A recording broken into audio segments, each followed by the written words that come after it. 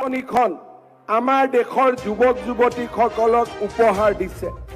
এই আঁচনিৰ জৰিয়তে আমি বেংকৰ পৰা 20 লাখ টকা পৰ্যন্ত আমি ঋণ পাব পাৰোঁ।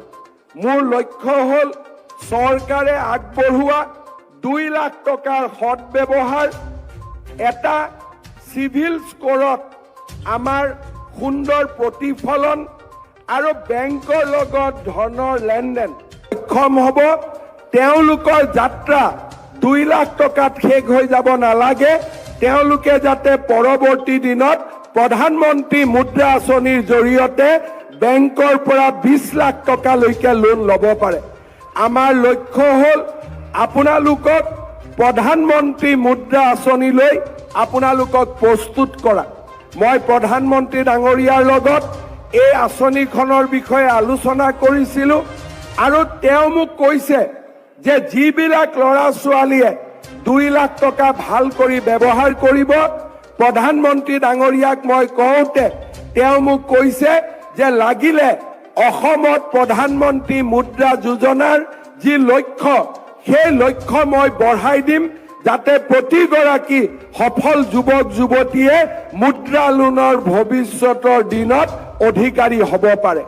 মই বিশ্বাস কৰোঁ আজি যদি এই 1 লাখ ল'ৰা ছোৱালীক আজিৰ 25,000 পৰৱৰ্তী দিনৰ 75,000 আৰু তাৰ পিছত 1 লাখ, এই 2 লাখ ল'ৰা ছোৱালীক যদি আমি প্ৰধানমন্ত্ৰীৰ মুদ্ৰা আঁচনিলৈকে লৈ যাব পাৰোঁ, তেতিয়া আমাৰ অসমৰ সামগ্ৰিক যিটো পৰিৱেশ সেই গোটেই পৰিৱেশটো সলনি হৈ যাব। প্ৰধানমন্ত্ৰী নৰেন্দ্ৰ মোদী ডাঙৰীয়াই মুদ্ৰা আঁচনিখন আমাৰ দেশৰ যুৱক যুৱতী সফল হয় পৰৱৰ্তী দিনত আৰু 1 লাখ যুৱক যুৱতীৰ বাবে এই আঁচনি আমি মুকলি কৰি দিব খুজিছোঁ।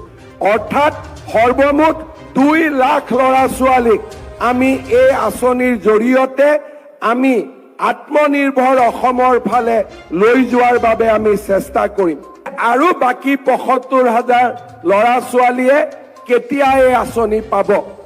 এই অহা মাহৰ 5 অক্টোবৰ তাৰিখে আমি আবেদনৰ পৰ্টেল মুকলি কৰি দিম, যাতে আৰু 75,000 হিতাধিকাৰীক আমি অতি সোনকালে এই ধন আমি মুকলি কৰি দিব পাৰোঁ। এই প্ৰক্ৰিয়া যদি সফল হয় পৰৱৰ্তী দিনত আৰু 1 লাখ যুৱক যুৱতীৰ বাবে এই আঁচনি আমি মুকলি কৰি দিব খুজিছোঁ। অৰ্থাৎ সৰ্বমুঠ 2 লাখ ল'ৰা ছোৱালীক আমি এই আঁচনিৰ জৰিয়তে আমি আত্মনিৰ্ভৰ অসমৰ ফালে লৈ যোৱাৰ বাবে আমি চেষ্টা কৰিম। राहुल गांधी मुझको पूछते हैं कि आपने 700 मदरसा बंद कर दिया, आगे आपका क्या इरादा है? मैं राहुल गांधी को बोला कि अभी तो 600 बंद किया हूं, आगे जाके सबको बंद कर देने का इरादा है। यही हमारा इरादा है और कुछ इरादा नहीं है। हमें देश में मदरसा शिक्षा नहीं चाहिए।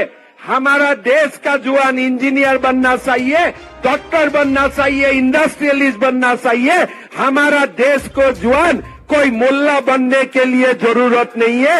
हमारा देश का जुआन डॉक्टर बनेगा, इंजीनियर बनेगा। हमारे असम में आए थे, राहुल गांधी मुझको पूछते हैं कि आपने 700 मदरसा बंद कर दिया, आगे आपका क्या इरादा है? मैं राहुल गांधी को बोला कि अभी तो 600 बंद किया हूं, आगे जाके सबको बंद कर देने का इरादा है। यही हमारा इरादा है और कुछ इरादा नहीं है। हमें देश में मदरसा शिक्षा नहीं चाहिए। हमारा देश का जुआन इंजीनियर बनना चाहिए, डॉक्टर बनना चाहिए, इंडस्ट्रियलिस्ट बनना चाहिए। हमारा देश को जुआन कोई मुल्ला बनने के लिए जरूरत नहीं है। हमारा देश का जुआन डॉक्टर बनेगा, इंजीनियर बनेगा। हमारे সিদ্ধান্ত লৈছো যে প্ৰতিখন দুৰ্গা পূজা সমিতিকো ৰাজ্য চৰকাৰে বিত্তীয় সাহায্য আগবঢ়াব। আমি বিহুৰ সময়তো বিত্তীয় সাহায্য আগবঢ়াওঁ, দুৰ্গা পূজাতো বিত্তীয় সাহায্য আগবঢ়াম আৰু কেইদিনমান পিছত ভাওনাৰ সময় আমি ভাওনাতো বিত্তীয় সাহায্য আগবঢ়াম। অৰ্থাৎ ৰাজ্য চৰকাৰে অসমৰ প্ৰতিটো উৎসৱৰ সময়ত আমি একেলগে জনসাধাৰণৰ লগত যাতে উৎসৱ পালন কৰিব পাৰো তাৰ বাবে আমি এনেবোৰ নতুন আঁচনি আৰম্ভ কৰিছো আৰু এই আঁচনিসমূহে নিশ্চিতভাৱে আমাৰ চৰকাৰখনক ৰাইজৰ ওচৰলৈও লৈ গৈ আছে। মই শাৰদীয় দুৰ্গা পূজাৰ যিসমূহ সমিতিয়ে এতিয়ালৈকে উপায়ুক্তৰ বা আয়ুক্তৰ কাৰ্যালয়ত যোগাযোগ কৰা নাই তেখেতসকলকো মই অনুৰোধ কৰিম যে আপোনালোকে আয়ুক্তৰ কাৰ্যালয়ত যোগাযোগ কৰিব যাতে দুৰ্গা পূজাৰ বাবে নিৰ্দিষ্ট ধনৰাশি আপোনাৰ পূজা সমিতিখনেও পাব পাৰে।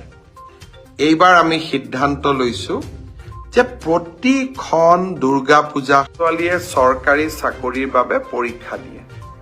চৰকাৰী চাকৰি সকলোকে দিয়াটো সম্ভৱ নহয়। সেইবাবে ৰাজ্য চৰকাৰৰ হৈ মই ঘোষণা কৰিছিলো যে আমাৰ ডেকা ল'ৰা ছোৱালীখিনিক উদ্যোগ আৰু ব্যৱসায় কৰিবৰ বাবে আমি 2 লাখ টকাৰ এটা নিধি প্ৰদান কৰিম আৰু খুব ভাল কৰি যদি এই 2 লাখ টকা ব্যৱহাৰ কৰি আমি ব্যৱসায় এটা নিৰ্মাণ কৰোঁ ভৱিষ্যতে প্ৰধানমন্ত্ৰীৰ মুদ্ৰা আঁচনিৰো আমি সহায় ল'ব পাৰিম বা মুদ্ৰা আঁচনিৰ জৰিয়তেও আমি এই 2 লাখ টকাক আৰু ডাঙৰ বৃহৎ পুঁজিলৈ ৰূপান্তৰ কৰিব পাৰিম। এই প্ৰধানমন্ত্ৰী আমাৰ মুখ্যমন্ত্ৰীৰ আত্মনিৰ্ভৰ অসম আঁচনিৰ প্ৰথম কিস্তিৰ ধন 30 তাৰিখে ৰাতিপুৱা 10 বজাত আমি গুৱাহাটীৰ খানাপাৰা ফিল্ডৰ পৰা বিতৰণ কৰিম।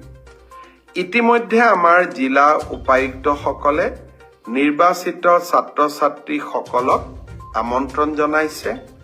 মই আশা কৰিম যে 25,000 নিৰ্বাচিত যুৱক যুৱতী অহা 30 তাৰিখে যাতে খানাপাৰালৈ আহে।